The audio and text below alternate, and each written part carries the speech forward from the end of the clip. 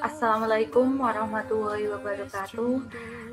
Di sini saya akan mempresentasikan bab 1, yaitu pengantar sistem informasi dari mata kuliah Sistem Informasi Manajemen.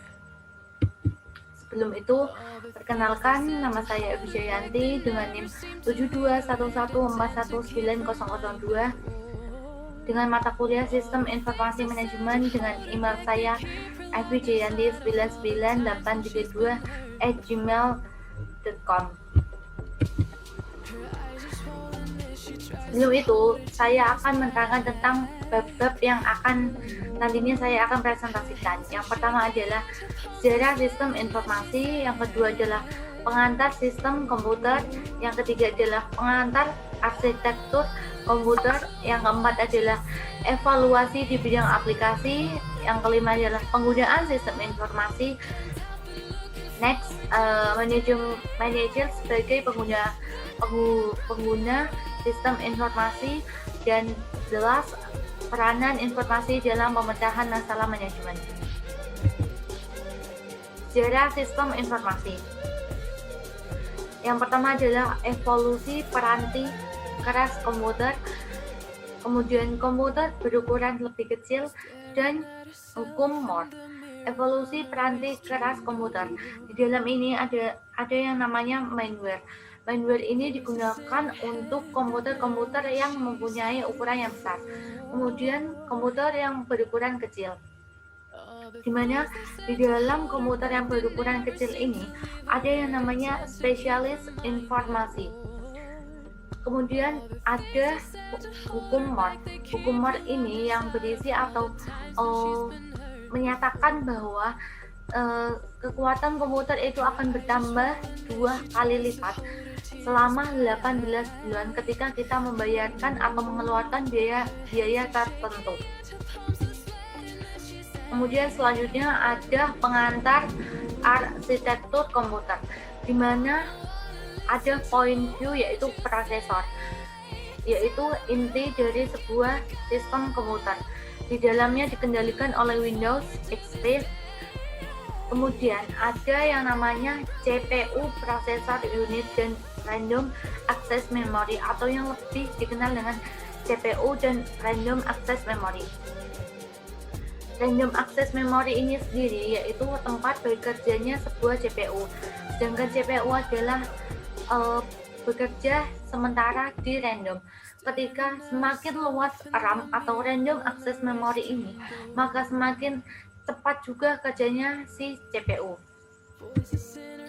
Kemudian ada pengantar arsitektur komunikasi, yaitu di dalam gambar ini ada yang namanya cellular network, yaitu semakin kita dekat dengan jaringan kabel, maka kita akan mendapatkan sinyal atau mendapatkan komunikasi ataupun mendapatkan jaringan yang lebih dekat pula. Berbeda dengan daerah yang jauh ataupun net kabelnya itu sambungan. Kemudian evolusi di bidang aplikasi komputer. Evolusi sendiri dibagi menjadi 5, yaitu yang pertama adalah sistem pemrosesan transaksi, sistem informasi manajemen, sistem kantor virtual, sistem pendukung pengambilan keputusan, sistem perencanaan sumber daya perusahaan. Sistem pemrosesan transaksi ini berawal dari input data, kemudian transformasi, dan akhirnya di output. Di dalam proses transformasi sendiri itu ada yang namanya basis data, kemudian ada yang namanya piranti data, yang kemudian di dalam data tersebut diajukan ke manajemen ataupun manajer. Yang kedua, adanya sistem informasi manajemen, yaitu sistem yang berfungsi untuk mengarahkan seorang manajer untuk membuat keputusan perusahaan, entah itu di masa lalu yang sedang terjadi ataupun di masa depan. Kemudian ada sistem kantor virtual, di mana sistem ini mengerjakan sebuah manajemen dan staf ahli perusahaan atau sumber daya perusahaan secara tidak langsung di dalam virtual, yaitu misalnya di Zoom. dan tidak melulu berada di satu tempat, tetapi mereka dapat melakukan sosialisasi atau melakukan komunikasi secara langsung, secara tidak langsung dan secara lancar. Kemudian adanya sistem pendukung pengambilan keputusan, di mana sistem ini mendukung seorang manajer dalam membantu mengambil keputusan di bidang penjualan dan komisi bagi karyawan ataupun bagi sumber daya perusahaan itu sendiri. Kemudian yang kelima adalah sistem perencanaan sumber daya perusahaan, sistem yang membantu seorang manajer untuk mengatur sumber daya perusahaan dan karyawannya di dalam sebuah organisasi. Kemudian penggunaan sistem informasi. Penggunaan sistem informasi pada dasarnya adalah ditunjukkan untuk karyawan administrasi, tetapi lebih spesifik lagi ditunjukkan pada manajer perusahaan. Tetapi hal ini tidak mutlak ditunjukkan pada seorang manajer. Ada kalanya ditunjukkan pada seorang non-manager dan staf profesional. Kemudian, manajer sebagai penggunaan sistem informasi, yaitu saya mempunyai dua pertanyaan. Di dalam materi terdapat dua pertanyaan. Di mana manajer ditemukan? Manajer ditemukan di dalam tiga tingkatan. Yang pertama adalah tingkat rendah, menengah, dan atas. Di tingkat rendah sendiri yaitu ada sistem operasional, yang kedua sistem manajemen, dan yang ketiga adalah namanya sistem strategis. Kemudian apa yang dilakukan oleh seorang manajer? Yaitu manajer melakukan planning, yaitu mengarahkan sebuah perusahaan untuk bekerja. Kemudian dia melakukan organizing ataupun menetapkan.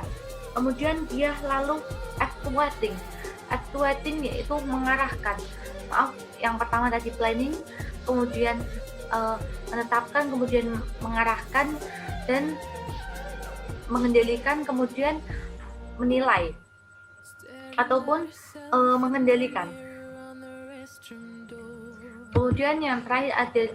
Kemudian ada peranan informasi dalam pemecahan masalah manajemen.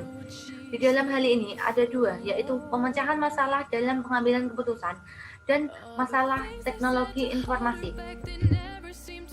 Kemudian peranan manajerial ministry, yaitu peranan interpersonal, di mana manajer ini menjadi seorang motivator, yaitu selalu memberikan semangat. Yang kedua, ada peranan informasional, di mana seorang manajer memberikan informasi dan sebagai monitor. Dan yang ketiga adalah peranan keputusan, di mana seorang manajer ini berhak menentukan sebuah keputusan di dalam sebuah perusahaan. Yang terakhir ada tahapan-tahapan pemecahan masalah. Di dalam tahap pemecahan masalah ada aktivitas intelijen, yaitu mencari sumber masalahnya, kemudian menetapkan solution, dan kemudian lanjut ke aktivitas perancangan, di mana kita merancang solusi yang terbaik untuk